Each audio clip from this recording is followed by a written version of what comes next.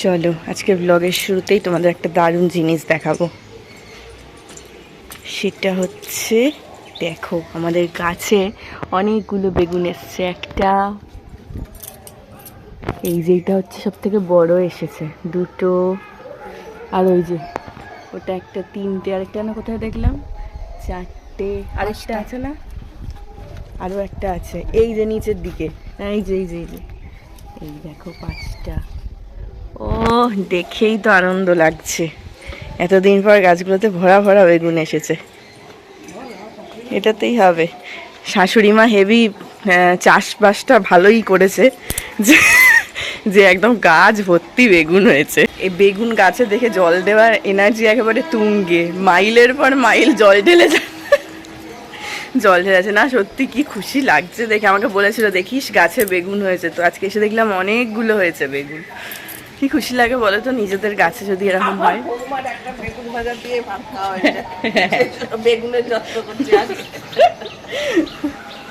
Good morning everyone and welcome back to my channel. Shri Radha Raman Lal কি জয় জয় জয় শ্রী রাধে। সকাল সকাল আমাদের বাড়ি সবজি এসে গেছে, দেখো এক ছড়া ডাঁটা শাক এসেছে। এই ডাঁটাগুলো কিন্তু খেতে খুব ভালো লাগে, তবে যেগুলো এই যে মিষ্টি হয় না সেগুলো বেশি ভালো লাগে, পানসা হলে আবার অতটা ভালো লাগে না। এগুলোকে কি যেন বলে, কাটোয়ার ডাঁটা। আমার দিদার সব থেকে পছন্দের, মানে দিদাকে যদি কোনো কিছু বাদ দিয়ে এই ডাঁটার চচ্চড়ি দেওয়া হয় সে খুশি মনে খাবে। আর এসছে দেখতে পাচ্ছি একটা বাঁধাকপি। তবে কি বলতো, এখনকার বাঁধাকপি ফুলকপিগুলো খেতে সেই শীতকালের মতন স্বাদটা আর হয় না। এটা ফাঁপা, ঠাসা না। প্রথম দেখায় বাঁধাকপিটাকে ঠাস নয় বললেও পরে কিন্তু কাটার পর দেখা গিয়েছিল যে যথেষ্ট ভালো ঠাসা ছিল বাঁধাকপিটা। যাই হোক, এখানে আমি এখন একটুখানি ইন্ডাকশানে জল গরম করে এর মধ্যে ছোলার ডাল আর মটর ডাল একসাথে ভিজিয়ে দিচ্ছি, তার কারণ আজকে আমি বড়ার তরকারি বানাবো। তো এই ট্রিক্সটা শাশুড়ি মায়ের কাছ থেকে শেখা। যদি তোমরা আগের দিন রাতে ভেজাতে ভুলে যাও তো ইনস্ট্যান্ট কিন্তু গরম জলে ভিজিয়ে দিতে পারো, তাহলে আধা ঘন্টার মধ্যে বাটার উপযোগী হয়ে যায়। এদিকে বাবা যে বেগুনটা গাছে সব থেকে বড় হয়েছিল সেটাকেই তুলে এনেছে, এটা দিয়ে আজকে শাক ভাজা খাওয়া হবে উইদাউট সার। কি সুন্দর যে ফ্রেশ হয়েছিল বেগুনটা, কি আর বলবো, আলাদাই মজা লাগে। এদিকে আমি বাবার সকালের টিফিনের সেদ্ধ ভাতটাও বসিয়ে দিলাম, নয়তো আমার খেতে খেতে অনেকটা দেরি হয়ে যাবে। ওদিকে বাবার ভাতটা হোক, ততক্ষণ আমি এই যে মাছ ঝাড়ু মেরে ঝেঁটিয়ে বিদায় কর ঝাড় দিতে এসেছি।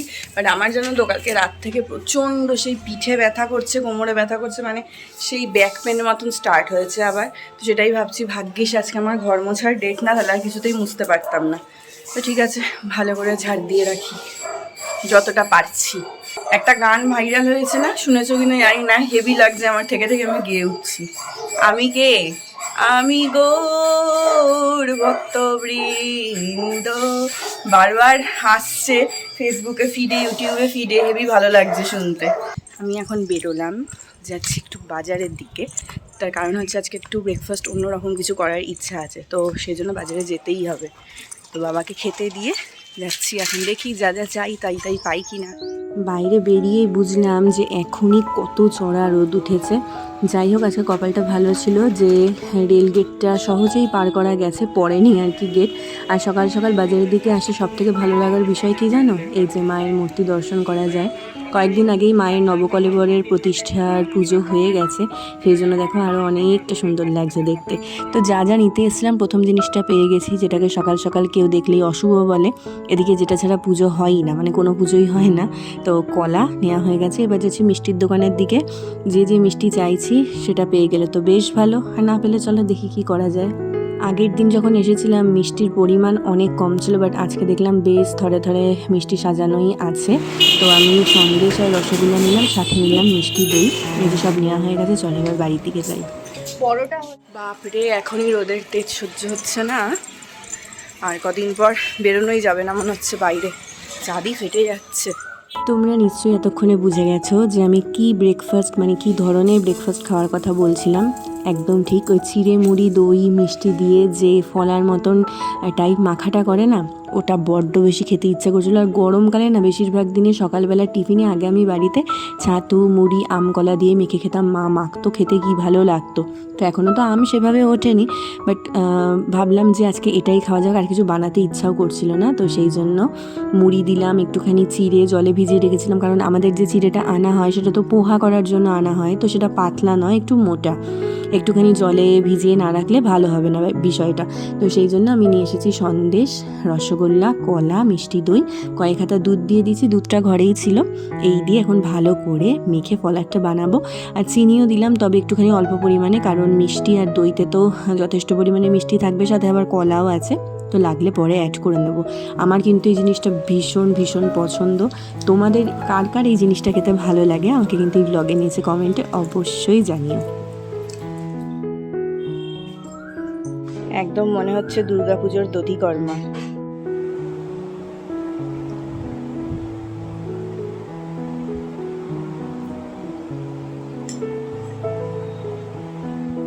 আহা, এত দারুণ খেয়ে মন পেট দুটোই শান্ত হয়ে গেল। তো এখন আমি চলে এসেছি, ডালটা বেটে নিচ্ছি জীবন্ত অ্যানিমেশনের কার্টুন চালিয়ে। বহু বছর আগের থেকে আমি জীবন্ত অ্যানিমেশন দেখি, বাট মাঝখানে কিছু বছর দেখা হয়নি। তো হঠাৎ করেই আমার মনে পড়লো, তো আবার সেই নেশাটা মাথা ছাড়া দিয়ে উঠে, যখন আমি সারাদিনই প্রায় কাজ করতে করতে জীবন্ত অ্যানিমেশনের কার্টুন যেগুলো বাকি আছে সেগুলো দেখি। হয়ে গেছে ডালটা বেটে নেওয়া। আজকে তো একদম সিম্পল ওয়েতে বড়া তরকারিটা আমি করব। এখানে দেখো একটা ভাজা মশলা করে নিচ্ছি, দিয়ে দিচ্ছি এখানে একটা এলাচ, একটা দারচিনির টুকরো, একটু গোটা ধনে, একটু জিরে। এবার এটাকে ভালো করে ভেজে নেব, নিয়ে টমেটো, আদা আর কাঁচা লঙ্কার সাথে ভালো করে বেটে নেব। তারপরে আর কিছুই না, মশলাটা কষিয়ে নিয়ে বড়াগুলো দিয়ে হালকা একটুখানি ফুটিয়ে নিলেই কিন্তু একদম রেডি।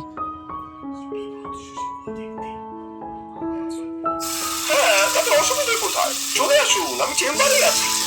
ঘন্টা দুয়েক বাদে যাচ্ছি আপনার ওখানে। হ্যাঁ ঠিক আছে। হয়ে গেছে বড়ার তরকারি এখানে একদম রেডি। খেতে খুব ভালো হয়েছিল, একবার এইভাবে ট্রাই করে দেখো, তাড়াতাড়ি হবে আর খেতেও ভালো লাগবে। আর হ্যাঁ, জীবন্ত অ্যানিমেশন কিন্তু এখানে চলছে, আরও কিছুটা সময় চলবে। হয়ে গেছে আমার স্নান ধান সমস্ত কিছু। তোমাদের এবার একটা জিনিস দেখাবো। আমাদের রাধারমণ লালের সিংহাসনে নতুন একটা জিনিস, একটা না দুটো সংযোজন হয়েছে, সেটা দেখাই চলো। এই দেখো, লাইটটা যে খারাপ হয়ে গিয়েছিল, অবশেষে প্রভু আর রাধারানী চেয়েছেন বলে কালকে লাগানো গেছে। আর এই দেখো, আমি মিশো থেকে এই গাই মাতার কাট আউটগুলো অর্ডার করেছিলাম, তো এসেছে, ভীষণ সুন্দর আমার লেগেছে। তো প্রভু আর রাধারানীর দুই দিকে দুজনকে ঝুলিয়ে দিয়েছে। আর কি সুন্দর দেখো, শুভ আর লাভ লেখা রয়েছে। আবার এখানে যে ঘন্টাগুলো আছে এগুলো না টিং টিং করে বাজেও। প্রভুর সবচাইতে পছন্দের যদি কিছু থাকে সেটা হচ্ছে গৌমাতা।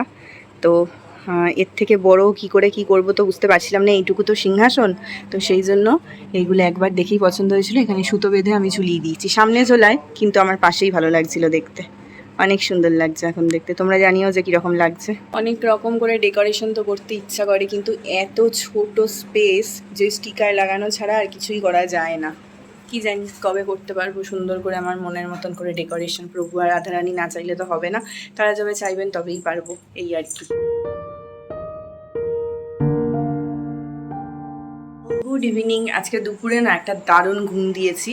মানে অন্যদিন টেনশন থাকে, এই উঠে এটা করতে হবে, ওটা করতে হবে, সেটা করতে হবে, আমার বেশি চাপ থাকে যেদিনকে আমার ব্লগ এডিট করা থাকে। তো আজকে তো ব্লগ এডিট করে আপলোড করার দিন নয়, তো সেই জন্য বেশ নিশ্চিন্তে একটু ঘুমিয়েছি। এখন বেশ মানে গা ঝাড়া দিয়ে ভালো লাগছে, ফ্রেশ লাগছে। তো এখন এসেছি আমি চা করতেই, যেখানে চা বসিয়েছি। আর চা বানানোর ক্ষেত্রে একটা ডিফারেন্স আমার চোখে পড়লো, যাতে আমার মনটা একটু খারাপ হয়ে গেল, সেটা কি আমি তোমাদের বলছি। আগে চাটা বানিয়ে নিই তারপরে। আজ রাতেও খুব বেশি রান্নার চাপটা নেই, তার কারণ এই দেখো সোনামা ওই বেলা আটা মেখে রেখে দিয়েছিল, তো আটাটাও আমাকে মাখতে হবে না। কি যে খুশি হই আমি, আটাটা মাখা থাকলে রোজ ভীষণ বিরক্ত লাগে। আর তোমাদের বলছিলাম না আমার প্রচণ্ড ব্যাক পেনের সমস্যা হচ্ছিলো, আজকে এখন একটু কমেছে, কিন্তু পিঠে প্রচণ্ড ব্যথা করে। তো যাই হোক, রুটি তো করবো, সাথে একটুখানি সয়াবিনের তরকারি করে নেবো, এটাই আজকে রাতের মেনু। এই যে চা নিয়ে চায়ে চুমুক দিয়ে তারপর তোমাদের বলছি যে আমার কি বলার। সেটা হচ্ছে আমাদের এটা একটা সুবিধা, চেয়ারে বসে বেসিনে হাতটা ধুয়ে নেওয়া যায় ফট করে যদি প্রয়োজন হয়। দেখো, এইটা হচ্ছে তাজা চা, ঠিক আছে, তাজা যে ব্র্যান্ডটা আছে সেই ব্র্যান্ডের চা। আর এটা হচ্ছে টাটা টি গোল্ড, যেটা আমি বহু বছর ধরে নিজের যখন থেকে চা বানাই তখন থেকে ইউজ করি। মানে দানা চা তো ইউজ করি, তার সাথে টাটা টি গোল্ড হচ্ছে আমার ফেভারিট ব্র্যান্ড। আমি অনেকবার তোমাদের এর আগে ব্লগে বলেওছি, বাট ইদানিংকালে আমি দেখছিলাম যে টাটা টি এর মানটা কিছুটা পড়ে গেছে। কারণ কি, টাটা টি গোল্ডে আগে যতটা পরিমাণে পাতা চা ছিল ততটা পরিমাণেই দানা চাও ছিল, বাট এখন রিসেন্ট আমি ভালো করে লক্ষ্য করে দেখলাম যে গুঁড়ো চায়ের পরিমাণটা বেশি এবং পাতা চায়ের পরিমাণটা মানে ফ্লেভার টিটা কম। মানে কী হয় যে স্মেলটাও এই জন্য ভালো আসে না। তো তারপরে সেদিনকে কী মনে হতে আমি তাজা চাটা কিনে আনলাম, একটা 100 গ্রামের প্যাকেট। তো সেটা খেয়ে দেখলাম এটা স্মেলটা বেশ ভালো। তো সেটার থেকে আমি বুঝতে পারলাম যে টাটা টি গোল্ডের মানটা একটুখানি পড়ে গেছে। আমার খুব মনটা খারাপ হয়ে গেল, কারণ টাটা টি গোল্ড আমার খুব পছন্দের ছিল, যেমন সুন্দর গন্ধ তেমন সুন্দর রঙও হতো।